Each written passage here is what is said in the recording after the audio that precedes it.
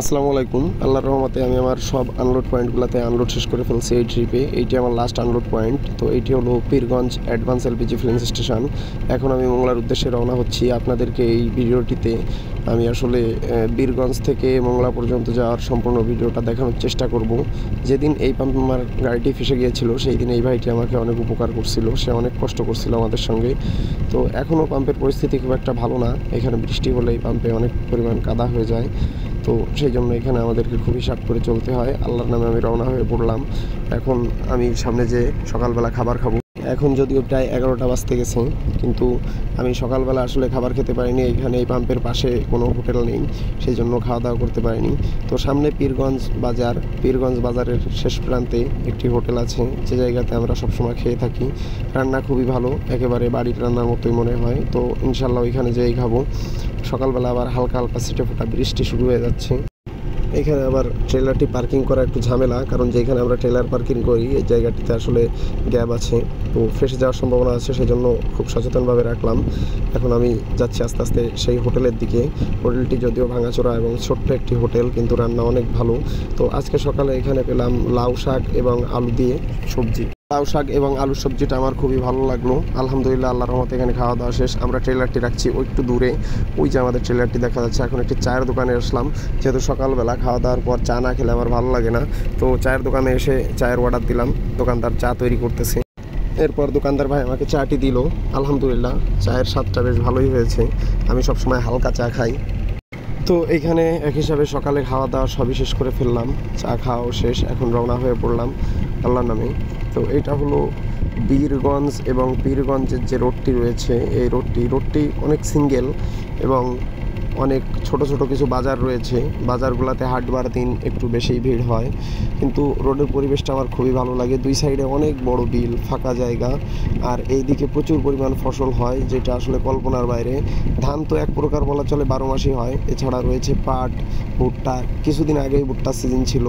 তো এই এলাকায় হাঁসের মাংসটা রান্না বেশি ভালো লাগে আমার। আজকে যদিও সেটা আপনাদের দেখাতে পারলাম না, যদি কখনো দুপুরবেলা খাই তখন আপনাদের দেখানোর চেষ্টা করব। এবং এই এলাকার ছোট ছোট হোটেলগুলায় হাঁসের মাংসটা এত সুন্দর স্বাদ করে রান্না করে, তা আসলে কল্পনার বাইরে। আপনারা যদি কেউ কখনো আসেন এদিকে, অবশ্যই হাঁসের গোশ খেয়ে যাবেন, তা না হলে হাঁসের গোশের স্বাদটা আসলে মিস করবেন। আপনাদেরকে আমি একটু আগেই বলছিলাম এই রোডের দুই দিকের সৌন্দর্যটা আসলে দুই রকম। এই যে জায়গাটিতে আমি এখন আছি, এটি যদিও বীরগঞ্জ থেকে ঢোকার পরপরই। তো এইখানে দুই সাইডে শুধু এরকম গাছ। এই রোডটা যদিও সিঙ্গেল মনে হচ্ছে, কিন্তু এই রোডে অনেক বড় বড় ট্রাক ঢোকে। 10 চাকার ট্রাকগুলা ভুট্টার সিজনে হাই লোড ভুট্টা নিয়ে বের হয়। দুই সাইডে গাছে অনেক সময় দেখা যায় ত্রিপল ছিঁড়ে ঝুলে আছে। তো সেই ক্ষেত্রে আমরা সবাই এই রোডে সচেতনভাবে চলবো। এরপর চলে আসলাম দিনাজপুর 10 মাইল স্ট্যান্ড। তো এইখানে এই মসজিদের সামনে আতরের একটি দোকান আছে, এখানে আতর এবং টুপি বিক্রি করে। তো আজকে আমি এখান থেকে 2টি টুপি নিব। আমার গাড়িতে যে টুপিগুলো ছিল, টুপিগুলো আসলে নষ্ট হয়ে গেছে। তো আমি ভাইকে বললাম ওয়ান টাইম যে টুপিগুলো আছে ওইগুলা একটু দেখান। ভাই আমাকে দেখালো, এবং সেখান থেকে আমি 2টি টুপি পছন্দ করলাম। 2টি টুপি ভাইকে বললাম প্যাকেট করে দেন। ভাই টুপি 2টি প্যাকেট করলো। এরপর আতর দেখলাম, চিন্তা করলাম একটু আতরও নিয়ে যাই, আতর প্রয়োজন। তো সেই জন্য ভাইয়ের কাছ থেকে আমি বেলি ফুলের যে ফ্লেভারটা, ওই ফ্লেভারের আতরটি দিতে বললাম। তো আতরটি নেওয়া শেষ। এরপর আমি আবার দেখতে পেলাম যে আতরের অনেক সুন্দর সুন্দর শিশি ওইগুলা। তো আমি ওনার কাছে বললাম এইগুলা কি আপনি বিক্রি করেন? সে বললো হ্যাঁ, এগুলো আমি অবশ্যই বিক্রি করার জন্য আনছি। তারপর আমি চিন্তা করলাম তাহলে একটা আতরের শিশিও নিয়ে যাই। অনেকগুলো শিশি দেখলাম, তার মধ্যে আমার একটি শিশি পছন্দ হলো, এই শিশিটি পছন্দ হলো। এবং আমি বললাম ভাই তাহলে পরবর্তীতে কষ্ট করে আমাকে এইটা আবার একটা আতর ভরে দেন। তো পরবর্তীতে এখানে আমার কাজ শেষ করার পর আবারও আমি রওনা হয়ে পড়লাম। তো এখন আমি যাচ্ছি দিনাজপুর শহরের দিকে। এখন যে রাস্তাটিতে আছি এইটিকে বলা হয় দিনাজপুর 10 মাইল রোড। তো 10 মাইল রোড দুইটা, যদিও এটা হলো দিনাজপুর থেকে 10 মাইলের দিকে যে রোডটা গেছে এইটি, আরেকটি আছে 10 মাইল থেকে আবার সৈয়দপুরের দিকে গেছে, সেইটিকেও 10 মাইল রোড নামে আমরা অনেকেই চিনি। তো যাই হোক, এইটি দিনাজপুরের দিকে যে রোডটি গেছে এই রোডটি, সামনে একটি বিশ্ববিদ্যালয় আছে এবং দুই সাইডে অনেকগুলা সরকারি প্রজেক্ট আছে, যেমন গম গবেষণা প্রজেক্ট এবং তুলা গবেষণা প্রজেক্ট। তো যাই হোক, এই জায়গাটি মোটামুটি ফাঁকা এবং নীরব আছে, কিন্তু একটু পরেই যানজট শুরু হয়ে যাবে শহরে ঢুকতে না ঢুকতেই। এরপর চলে আসলাম দিনাজপুর শহরের মধ্যে একটি জায়গা রেলগেট। তো এই জায়গাটিতে প্রচণ্ড পরিমাণ জ্যাম থাকে সবসময়। দেখেন কেউ কোনো নির্দিষ্ট সিগনাল মেনে কেউই চলছে না, সবাই যার যার মতো সেই চলছে। তো হাইওয়ে রোডগুলোতে যদি এরকম পরিবেশ পরিস্থিতি হয় তাহলে কি আসলে ট্রেলার চালানো সম্ভব হয়? দেখেন, আর এইখানে সবচেয়ে বড় সমস্যা যেটা, যদি আমার ট্রেলারের সাথে কোনো গাড়ি বা অটো ঘষা লাগে তাহলে দোষ হবে সম্পূর্ণটাই আমার। আমাদের বাংলাদেশের নিয়ম অনুযায়ী আসলে এইটাই হয়ে থাকে, দোষগুণ কেউ বিচার বিবেচনা করে না, সব সময় বড় গাড়ির দোষ দিয়ে থাকে। কিন্তু আমি মনে করি আসলে আমাদের প্রত্যেককেই সচেতনভাবে চলা উচিত। চলে আসছি মোহনপুর সেতু। তো মোহনপুর সেতুর এইখানে আসলে আমার মনে হয় এখানে পানির প্রতিযোগিতা চলছে, কে কত দ্রুত যেতে পারে সেরকমই মনে হয় পানির যে স্রোত সেটা দেখে।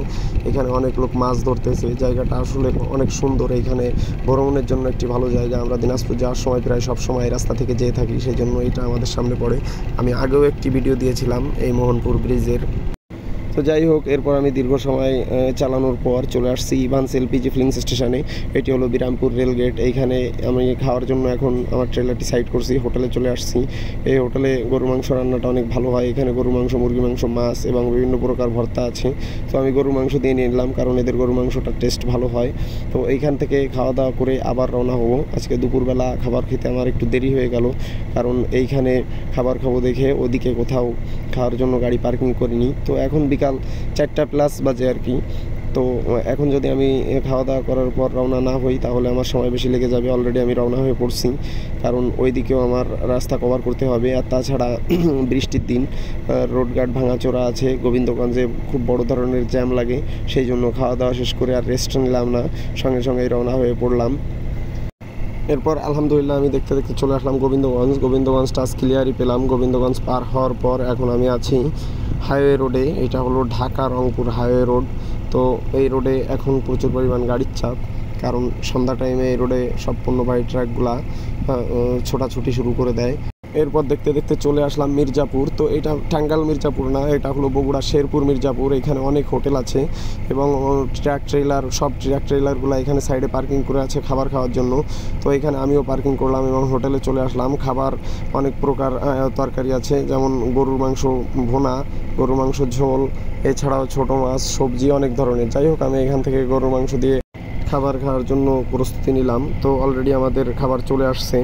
এটা হলো এইখানে কালো বোনা। তো কালো বোনাটা আসলে অনেক সুন্দর, এতটাই গরম যে আমার তুলতে কষ্ট হচ্ছে। খাওয়া দাওয়া শেষ করে এখানে বিল দিলাম, বিল দিয়ে আল্লাহর নামে রওনা হলাম। এরপর দীর্ঘ সময় ট্রেলার চালানোর পর চলে আসলাম নাটোর চলনবিল রোডে রয়না পাম্পে। তো এই রয়না পাম্প থেকে আমরা সবসময় তেল নিয়ে থাকি। এখন তেল নেওয়ার জন্য আমি পাম্পে ঢুকতেছি। এখন রাত 2টা+। তো এইখানে এত রাত্রে আসলে গাড়ি থাকার কথা না, কিন্তু তারপরও পাম্পে দেখতেছি প্রচুর পরিমাণ গাড়ির চাপ আছে আজকে। আর পাম্পে যারা ডিউটি করে তারা কেউই এখন এখানে নাই, কিন্তু আমি আমার ট্রেলারটি পার্কিং করার পর অবশ্যই তারা চলে আসবে এবং আমি তেল নিতে শুরু করব। পাম্পের মধ্যে এই যে গাড়িগুলো আমরা দেখতে পাচ্ছি, এরা সবাই এখন ঘুমাচ্ছে, কারণ গভীর রাত। আমিও অনেক সময় এই পাম্পে ঘুমিয়ে থাকি, কিন্তু আজ আর ঘুমানো হবে না, আমাকে তেল নেওয়া শেষ করে আবার রওনা হয়ে পড়তে হবে। যাই হোক, এখান থেকে তেল নেওয়া শেষ করে রওনা হয়ে চলে আসছি এখন আমি লালন শাহ ব্রিজের কাছাকাছি। এটি হলো রূপপুর। তো রূপপুর আসতে আসতে আমার ভোর হয়ে গেছে, এখনও অনেক গাড়িতে হেডলাইটের আলো জ্বলতেছে। এখন আমি লালন শাহ ব্রিজ টোল দিব। টোল দিয়ে তারপর আমি ইনশাআল্লাহ আমাদের খুলনা ডিভিশনে ঢুকে পড়ব। লালন শাহ ব্রিজ পার হওয়ার পরই মোটামুটি আমাদের খুলনা বিভাগের এরিয়া। তো এইখানে টোল দেওয়া শেষ, এখন আল্লাহর নামে আমি রওনা হয়ে পড়লাম। সকাল হয়ে গেছে, এখন একটু ঘুম লাগতেছে। সামনে যে কোনো একটি ভালো নিরাপদ জায়গা দেখে সাইড করে আমাকে কিছুটা সময় ঘুমিয়ে নিতে হবে, তা না হলে যে কোনো প্রকার সমস্যা ঘটে যেতে পারে, এই জন্য রিস্ক নেওয়া যাবে না। তো যাই হোক, লালন শাহ ব্রিজ পার হই, তারপর দেখি একটি নিরাপদ স্থানে যে আমি আমার ট্রেলারটি পার্কিং করব। তো যাই হোক, আমি একটি নিরাপদ স্থান পেয়ে গেলাম অলরেডি। এটি হলো কুষ্টিয়া বাইপাস। এখানে গাছের ছায়া আছে, রৌদ্রের তাপ কম লাগবে। আর আমি ঘুমাবো খুব অল্প সময়, সেই জন্য একটু ছায়া এবং ঠান্ডা জায়গা খুঁজতেছিলাম। এবং আমার গাড়িতে তেল আছে, স্পেয়ার টায়ার আছে, এইগুলো যেন নিরাপদে থাকে সেরকম একটি জায়গা খুঁজতেছিলাম। এখন আলহামদুলিল্লাহ আমি সেরকম একটি জায়গা পেয়ে গেছি এবং এখানে সাইড করে আমি 2 ঘন্টা রেস্ট নিব। তারপর 2 ঘন্টা পর ঘুম থেকে উঠে আবারও আমি রওনা হয়ে পড়ব। এরপর 2 ঘন্টা পর ঘুম থেকে উঠলাম, উঠে দেখতেছি বেশ সুন্দর একটি পরিবেশ, স্বর্ণালী সকাল, ঝলমলে রোদ। আজকে রোদের তাপমাত্রাটা অনেক বেশি। তো যাই হোক, আলহামদুলিল্লাহ আমি আর দেরি না করে আবারও রওনা হয়ে পড়লাম মোংলার উদ্দেশ্যে। তো তো সামনে যে আমি ভালো কোনো একটি নিরাপদ স্থান খুঁজবো যেখানে আমি গোসল দিতে পারবো, কারণ আজ শুক্রবার, গোসল সকাল সকাল না দিতে পারলে সমস্যা। কারণ যে জায়গায় দেখা যাচ্ছে জোহরের আজান দিবে সেই সময় হয়তো গোসলের জায়গা পাবো না, আর গোসলের জায়গা না পেলে শুক্রবার জুম্মার দিন নামাজটা মিস হয়ে যাবে। সেই জন্য আমি সামনে যে ভালো একটি নিরাপদ জায়গা থেকে খাওয়া দাওয়া করবো এবং গোসল দিয়ে নেব, তাহলে যে কোনো সময় আমি আজান দিলে সালাদটা আদায় করে নিতে পারবো। এরপর আমি চলে আসছি কুষ্টিয়া বড় মসজিদ। তো এই জায়গাটার নাম বড় মসজিদ নামে আমরা চিনি। এইখানে একটি হোটেল, তো এইখানে গোসল দিব। সুন্দর ঠান্ডা পানি তুলে রাখছে, গোসল দেওয়া শেষ করে আবার এইখান থেকে খাওয়া দাওয়া করে তারপর আস্তে ধীরে আল্লাহ নামে রওনা হয়ে পড়বো। যাই হোক, আমি ভাত খাওয়ার জন্য চলে আসলাম গোসল শেষ করে। তো এইখানে আলু ভর্তা, সবজি, বিভিন্ন প্রকার সবজি এবং ডাল। তো সকালবেলা এই ভর্তা ভাজি দিয়েই আমি বেশিরভাগ ভাত খেয়ে থাকি। এরপর আমি এখান থেকে খাওয়া দাওয়া শেষ করে আবারও রওনা হয়ে পড়লাম। যদিও আমি এখান থেকে গোসল করে ফেলছি এবং সকালবেলা খাওয়া দাওয়া করছি, অর্থাৎ এখন দুপুর পর্যন্ত আমি পরিপূর্ণভাবে কমপ্লিট ইনশাল্লাহ। এখন আমার আর কোনো ব্যস্ততা অথবা পিছুটান নেই। তো এখন আমি এই ঝিনাইদহ রোডে আছি। তো আমি ঝিনাইদহ শহর পার হওয়ার পর মাগুরা রোডে আসলাম। এখানে আমি এখন ডান বাম মসজিদের জায়গা খুঁজতেছি, কারণ শুক্রবার দিন নামাজের টাইম হয়ে যাচ্ছে।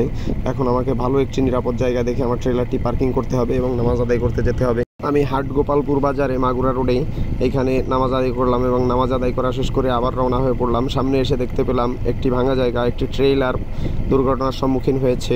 তো এই যে জায়গাটি প্রচুর পরিমাণ জ্যাম লেগে আছে এবং রোডটা অনেক খারাপ। তো এই জায়গা থেকে আমরা পার হওয়ার সময় অবশ্যই সচেতনভাবে পার হব। দেখেন এই ট্রেইলার ভাইটি এখন কত বড় ধরনের একটি বিপদের সম্মুখীন হয়েছে। তো আমরা সবাই সবসময় সচেতনভাবে চলার চেষ্টা করব, যেহেতু বর্তমান হাইওয়ে রোডগুলোর পরিস্থিতি খুবই খারাপ। আসলে এই ট্রেলার ভাইটিও বুঝতে পারেনি সে এইখানে সেই ধরনের একটি সমস্যায় পড়বে। তো যাই হোক, আল্লাহ তার বিপদটা খুব সহজে উদ্ধার করার তৌফিক দান করুক, সবাই সেই দোয়া করব। তো এই যে জায়গাটি, এই জায়গাটি পার হওয়া খুবই ঝুঁকিপূর্ণ জায়গা, কারণ এখানে আমিও অনেক সময় সিরিয়ালে জ্যামে দাঁড়িয়েছিলাম। যদিও এই রোডটিতে কাজ শুরু করছে, কিন্তু এতদিন আসলে এই রোডটি অনেক ভাঙা অবস্থায় ছিল। এখন এই আজকে দেখতে পাচ্ছি যে কাজ শুরু করছে। এরপর আলহামদুলিল্লাহ আমি যশোর চলে আসছি। তো যশোর রাজারহাট পার হওয়ার পর আমি আসলে খাবার খাওয়ার জন্য গাড়ি পার্কিং করছি। এখানে খাবার খাবো, খাওয়া দাওয়া শেষ করে এরপর আবার একটু চা খাওয়ার জন্য আসলাম। তো চা খাওয়া শেষ করে আমি আবার রওনা হয়ে পড়বো ইনশাল্লাহ। তারপর আলহামদুলিল্লাহ রওনা হয়ে পড়লাম, কিন্তু চুকনগর আসতে আসতে আমার রাত হয়ে গিয়েছিল। তো রাতের বেলা আমি আর ভিডিও করতে পারিনি। এখন সকালবেলা আমি মোংলা রোডে চলে আসছি। মোংলা রোডের পরিস্থিতি ভয়াবহ খারাপ ছিল, কিন্তু অনেকটাই কাজ করতেছে দেখা যাচ্ছে। আলহামদুলিল্লাহ হয়তো অল্প কয়েকদিনের ভিতর মোংলা রোডের পরিস্থিতিও অনেক ভালো হয়ে যাবে। তো এখন আমি অল্প কিছু সময়ের ভিতর কোম্পানির গেটে ঢুকবো এবং আজকের ভিডিওটা এই পর্যন্তই। তো সবাই আমার জন্য দোয়া রাখবেন। ফিয়ামানিল্লাহ। আল্লাহ যেন আমাকে পরবর্তীতে ভালো আরেকটি ট্রিপের উদ্দেশ্য নিয়ে রওনা হওয়ার তৌফিক দান করেন।